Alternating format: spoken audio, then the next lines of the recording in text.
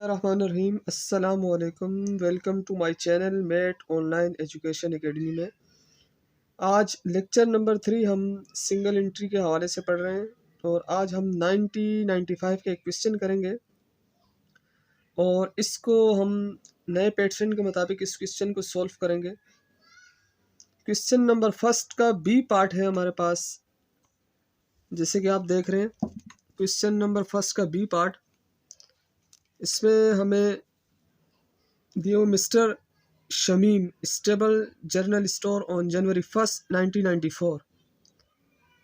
He maintained his book of single entry system, uses cash basis accounting। कि वो अपना single entry system चला रहे लेकिन कैश बेस अकाउंटिंग सिस्टम पे अपनी ट्रांजैक्शन कर रहे हैं। A summary of his cash receipt and payment transaction for the years is as follows। आपको उन्होंने डिटेल दी हुई है रिसीप्ट साइड और पेमेंट साइड के, ऐसे रिसोर्सेज जहाँ से कैश उसके पास रिसीव हुआ है और ऐसे रिसोर्सेज जहाँ से कैश उसके पास गया है। कैपिटल आपके पास है 75,000, सेल्स आपको गिवन है 70,000, लोन आपके पास गिवन है 6,000, परचेजेस आपके पास है 42,000, सैलरीज आपके पास एक्सपेंस 9,000, रेंट एक्सपेंस है 506,000, फर्नीचर आपके पास 20,000 और ड्राइंग आपके पास दी हुई है। एडिशनल इन्फॉर्मेशन आपके पास गिवन है। एडिशनल इन्फॉर्मेशन में आपको एक्रूड रेंट अमाउंटेड टू आपको दी हुई है ₹2,000। Merchandise inventory December 31st, 1994 was valued 12,000 रुपये आपके पास है। डेप्रिसिएशन एक्सपेंस कैलकुलेट किया गया है 2,000 रुपये है और एक्रूड कमीशन जो रिसीवेबल है वो आपके पास 3,500 है। तो ये आपको कुछ एडिशनल इन्फॉर्मेशन इन्होंने दी हुई है।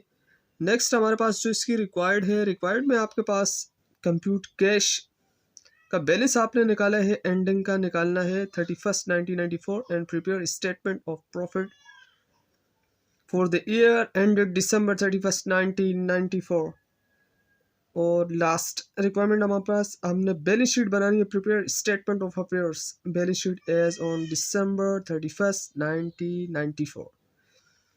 ये हमने बनानी है। ये वाले क्वेश्चन जो है इस तरह के रिसीप्ट और पेमेंट साइड वाले question exam point of view से अब इतने इम्पोर्टेंट नहीं रहे। पहले ये क्वेश्चन आते थे लेकिन अब ये क्वेश्चन काफ़ी सालों से क्वेश्चन इंक्लूड नहीं है, लेकिन फिर भी अगर ये क्वेश्चन आ गया तो आपको उसके सॉल्व करने का तरीका आना चाहिए। और इसके बाद हम एक लास्ट इसकी एक वीडियो बनाएंगे इसी टॉपिक पे, उस पर हम परचेजेस निकालना सीखेंगे और टी अकाउंट के बैलेंस एडजस्टमेंट करना सीखेंगे।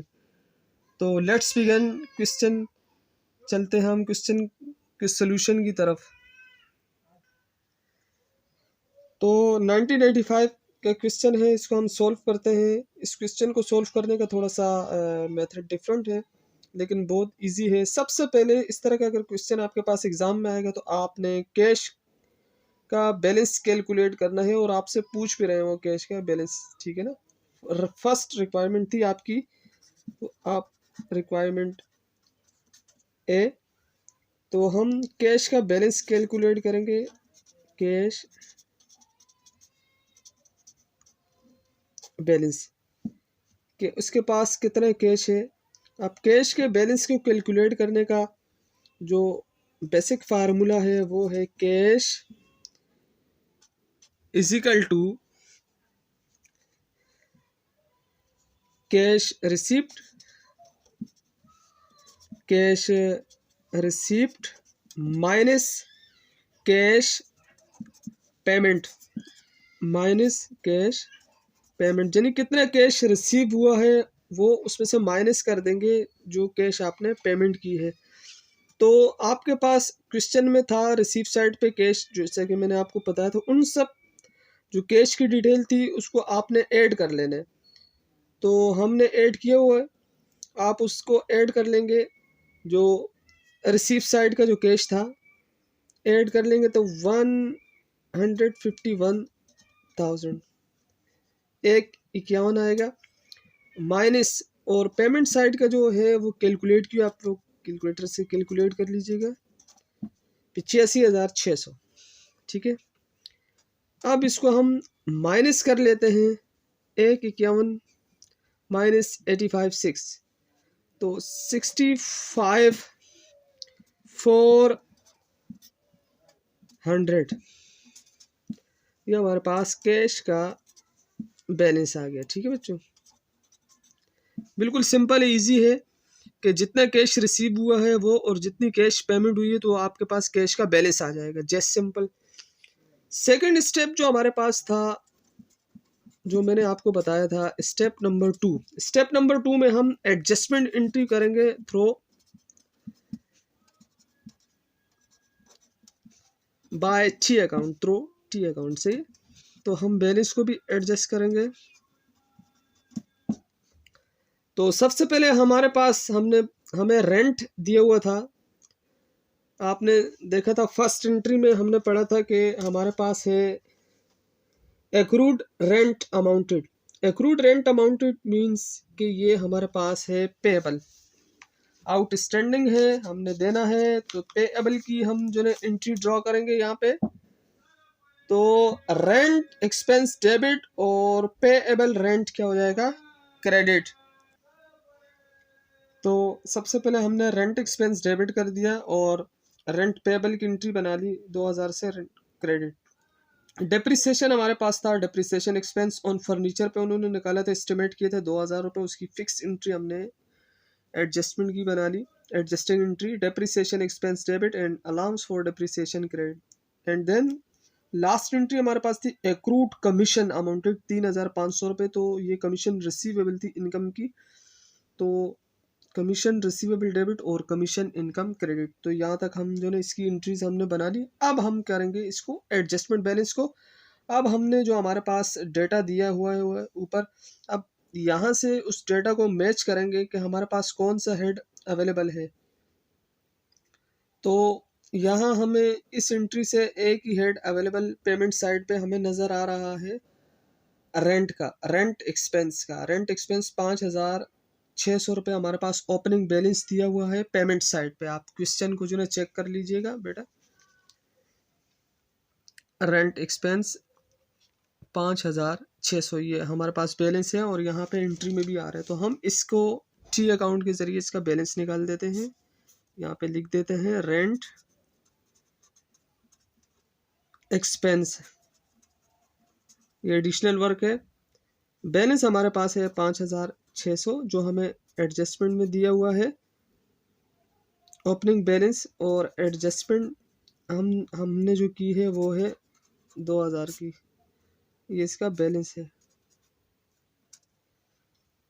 तो इसको प्लस कर देंगे 7,600। अब यही बैलेंस हमारे पास एक्सपेंस इनकम स्टेटमेंट में जाएगा। इसी तरह के अगर जितने हेड हमारे पास होंगे तो हम ऊपर से उनका ओपनिंग बैलेंस देख लेंगे और नीचे उसकी एडजस्टमेंट एडजस्टिंग एंट्रीज के लिहाज से करेंगे। तो अब हम इसकी रिक्वायर्ड जो सेकंड रिक्वायरमेंट है वो हमारे पास है स्टेटमेंट प्रॉफिट और लॉस हमने बनाना है, इनकम स्टेटमेंट बनाना है हमने, स्टेटमेंट ऑफ प्रॉफिट। ठीक है, December 31st 1994 का। तो यहाँ पे हम स्टेटमेंट बनाते हैं इसका।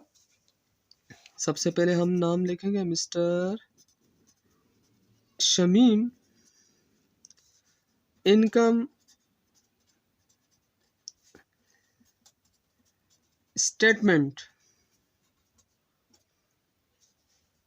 As on December 31st 1994। ठीक है बच्चों, सबसे पहले इनकम स्टेटमेंट में हमें पता है कि हम लेते हैं सेल फॉर्मेट, भी बच्चों मैंने आपको लिखा है था, सेल हमें दी हुई है, आपके पास गिवन है 70,000। देन हम लेस करते हैं, हम करते हैं cost of goods sold, cost of goods sold, इसकी हेडिंग आ जाएगी। सबसे पहले हमारे पास है कॉस्ट ऑफ गुड्स सोल्ड की हेडिंग डाल के हम लिखेंगे परचेजेस। हमारे पास है, गिवन है क्वेश्चन में, हम लिखेंगे परचेजेस।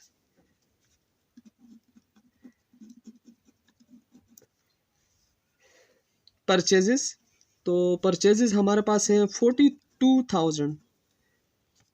देन हम लेस करेंगे मर्चेंडाइज इन्वेंट्री एंडिंग, क्योंकि ओपनिंग तो है ही नहीं इसमें। मर्चेंडाइज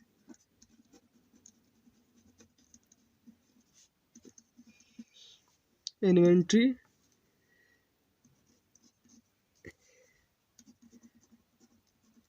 12,000 है, क्वेश्चन में आपको दी हुई है।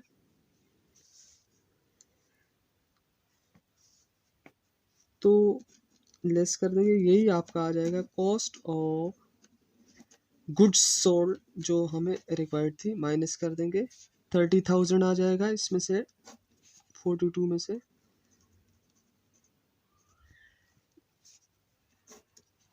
अब माइनस कर देंगे 70,000 में से 30,000 को, तो ये आ जाएगी 40,000 की फिगर। या हमारे पास आ जाएगा ग्रॉस प्रॉफिट, अनएडजस्टेड प्रॉफिट भी इसको कहते हैं। उसके बाद हम लास्ट में हम लेस करेंगे ऑपरेटिंग एक्सपेंसेस जो हमारे पास है। ऑपरेटिंग एक्सपेंसेस जो हमने कैलकुलेट किए थे, यहाँ एंट्रीज में हमारे पास है, यहाँ से हम ऑपरेटिंग एक्सपेंसेस उठाएंगे। सबसे पहले हम उठा लेते हैं रेंट एक्सपेंस।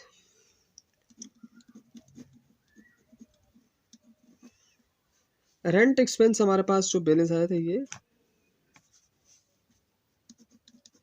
7,600। डेप्रिसिएशन एक्सपेंस,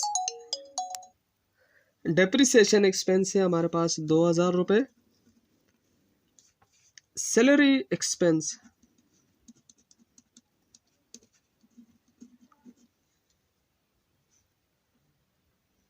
जो हमें दिया हुआ था ऊपर क्वेश्चन में, 9,000 रुपये। सबको हम टोटल कर देंगे, टोटल ऑपरेटिंग एक्सपेंस आ जाएंगे 18,600 प्लस किए हुए, आप इसको प्लस कर दीजिएगा। माइनस कर देंगे 40,000 से, तो 21,400 रुपये। ये हमारे पास नेट इनकम आ जाएगी, नेट इनकम। अब हम देखेंगे कि अदर इनकम अगर हमारे पास है तो उसको ऐड कर लेंगे, नहीं है तो छोड़ देंगे। ऐड अदर इनकम, तो कमीशन इनकम हमारे पास थी अदर इनकम की सूरत में, तो उसको हम ऐड कर देंगे। 3,500 थी, ऐड कर लेंगे इसको, तो हमारे पास टोटल नेट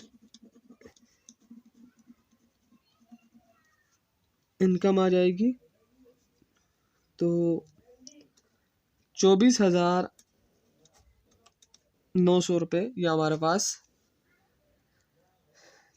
नेट इनकम आ गई। ठीक है, तो अब हम इसकी लास्ट रिक्वायरमेंट करेंगे बैलेंस शीट। बैलेंस शीट हम करेंगे, इसकी रिक्वायर्ड नंबर 3 है सी। तो बैलेंस शीट में सबसे पहले हमें मालूम है कि हम लिखते हैं एसेट्स। एसेट्स में दो टाइप से, करंट एसेट्स और fix assets. Classified balance sheet बना रहे हैं तो हम मेंशन कर लेंगे करंट एसेट्स की पहले हेडिंग डालेंगे, करंट एसेट्स। करंट एसेट्स में जो एसेट्स हैं हमारे पास, हम लिखेंगे सबसे पहले, हम आपको पता होगा कि हमने स्टेप 1 में जो था पहली रिक्वायरमेंट में कैश निकाला था, कैश का बैलेंस हम निकाला था हमने, एंडिंग बैलेंस। तो वो हम लिख लेंगे यहाँ पे 65,400। और कमीशन रिसीवेबल भी हमारे पास करंट एसेट्स है 3,500 रुपये हमने लिख दिया। उसके बाद मर्चेंडाइज इन्वेंट्री आपके पास अवेलेबल थी, एंडिंग की मर्चेंडाइज एंडिंग की 12,000 रुपये। अब उसके बाद हम फिक्स एसेट्स,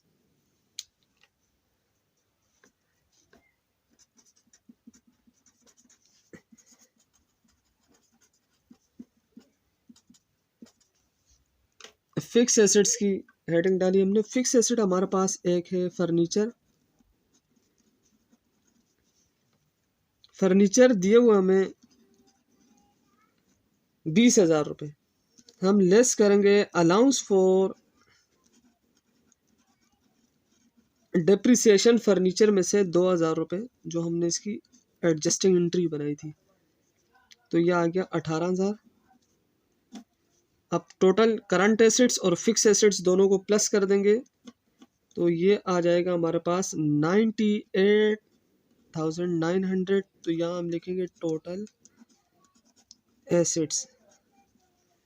अब हमारे पास जो साइड रहेगी वो है लायबिलिटीज एंड इक्विटी साइड। तो हम हेडिंग डालें लायबिलिटीज एंड इक्विटीज। लाइबिलिटीज में सबसे पहले शॉर्ट टर्म लाइबिलिटीज और लॉन्ग टर्म लाइबिलिटीज हम इसको मेंशन करते हैं क्लासिफाइड बैलेंस शीट के लिए। तो हम यहाँ पे लिखेंगे सबसे पहले शॉर्ट टर्म लाइबिलिटीज की हेडिंग डाल देंगे शॉर्ट टर्म्स।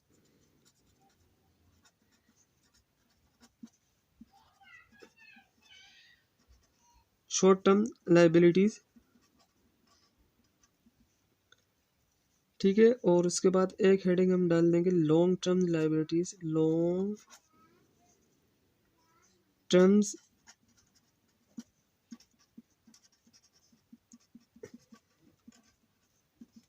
लाइबिलिटीज। अब हम देखेंगे कि हमारे पास शॉर्ट टर्म लाइबिलिटीज हमारे पास रेंट पेएबल है।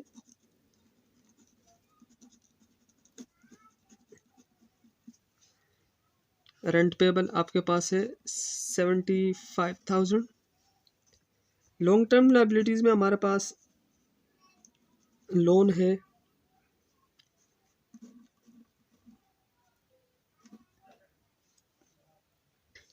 लिख लेंगे। इक्विटी साइड की हम हेडिंग डालेंगे इक्विटी, ओनर इक्विटी।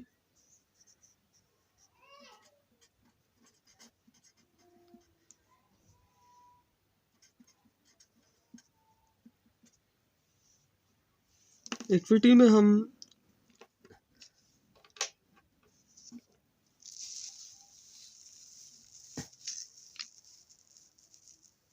सबसे पहले हम लिखेंगे कैपिटल का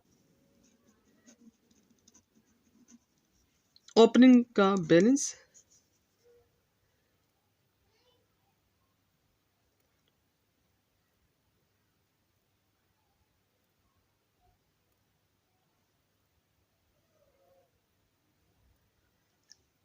सॉरी, रेंट पेएबल को थोड़ा सा करेक्शन कर लें। रेंट पेएबल हमारे पास है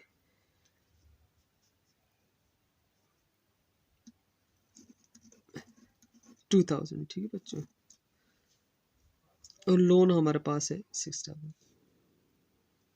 कैपिटल ओपनिंग देखेंगे हम, हमारे पास है 75,000। ऐड करेंगे इसमें हम नेट इनकम। जो टोटल नेट इनकम हमारे पास आई थी 24,900। और हम लेस करेंगे इसमें से ड्राइंग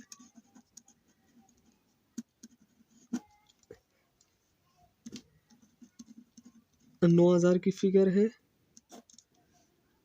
और इसको प्लस माइनस करके हम यहाँ पे लिखेंगे 90,900। अब ये 2,000, 6,000 और 90,200, इन सबको हम प्लस करेंगे तो हमारे पास 98,900 आ जाएगा। टोटल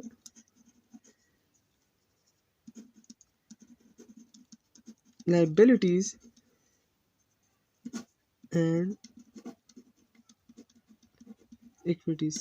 तो ये हमारा सोल्यूशन था। आप इसको जो है चेक कर लीजिएगा 2-3 मरतबा प्रैक्टिस करके इस क्वेश्चन को। तो आपको कैसी लगी वीडियो, आप नीचे कमेंट्स में जो भी क्वेश्चन में मसला हो आप इसका शेयर कर सकते हैं हमसे डियर स्टूडेंट्स। और ये रही आज की क्लास। आप हमें लाइक कीजिए और आगे वीडियो को शेयर कीजिए ताकि ज़्यादा से ज़्यादा स्टूडेंट्स इस वीडियो से फ़ायदा उठा सकें। अल्लाह हाफिज़।